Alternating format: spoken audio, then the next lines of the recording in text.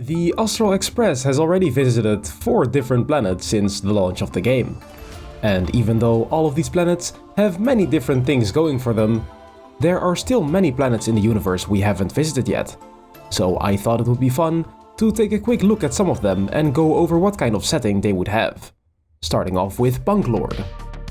Punklorde is one of the most technologically advanced planets in the universe, with hacking being a cultural staple.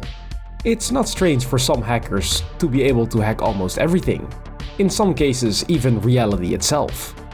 The people of Punklorde see life itself as nothing more than a game, so they tend to take games more seriously than life sometimes, as is a trait seen in Silverwolf as well. The planet itself has a very cyberpunk-like feel with illegal technology, underground hackers, flying taxicabs, and buildings with neon lights. There are a couple of different zones on Punklorde, such as the Dark Zone, which is basically the underground market, Mount Scrap, where the less well-off people live, and the Oasis Zone, where the rich and powerful make their homes. If the Astral Express visits Punklorde one day, we could see things like tech smugglers, illegal implants, black hat hackers on the loose, and of course, the schemes of the rich in the city. The Dark Zone could have shady merchants trying to sell their questionable wares to gullible customers, such as illegal, more powerful variants of the Aether cartridges, or cybernetics usually reserved for law enforcement or the army. The people of Mount Scrap may be starting a rebellion against the higher-ups in the Oasis Zone, trying to hack and overtake their influence over the main populace of Punklorde. It's safe to say that Punklorde has a lot of potential of being a very fun planet to see. But unlike this busy and active planet, there are some planets a little bit more behind in progress. Talia, the Kingdom of Banditry, was originally nothing more than a barren planet. But ever since the thieves that crash-landed on its surface created some sort of order and civilization, it became slightly more livable. The people of Talia are thieves at best and bandits at worst. They want to take the easiest route of becoming rich, which is mostly just taking wealth from others, since there is not much of anything at all in Talia.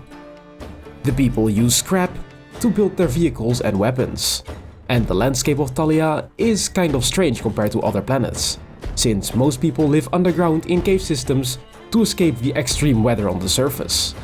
These cave systems could hold many interesting secrets and treasures yet to be uncovered, because they weren't originally built by the people of Talia, but a race of rodents that lived there long ago in the past. Talia seems kind of like a Mad Max combined with Fallout setting more than anything else. If the Astral Express would visit Talia, we would probably have to deal with raiders, thieves, traveling merchants, cowboys, and technology of old. We could even face some former Galaxy Rangers, since they are closely connected to the history of Talia itself. And lastly, I wanted to talk about Gloth, which is very different from any planet we have seen so far, since Gloth's empire has already been completely destroyed. We don't really know if it's completely empty, but even if it is, it could still make for a very cool setting, since many robots or machinery may still be operational. Gloth might be something akin to Nier Automata, with many facilities and buildings from the past, especially since the Iron Cavalry of Gloth was created there as well. We might see some lost soldiers who survived the war against the Swarm, or maybe people who are trying their luck on Gloth to salvage the highly advanced war machines of the past. Exploring the destroyed cities and maybe even fighting different versions of the Swarm bugs would be very interesting to see as well. Then there is the giant asteroid belt surrounding Gloth itself.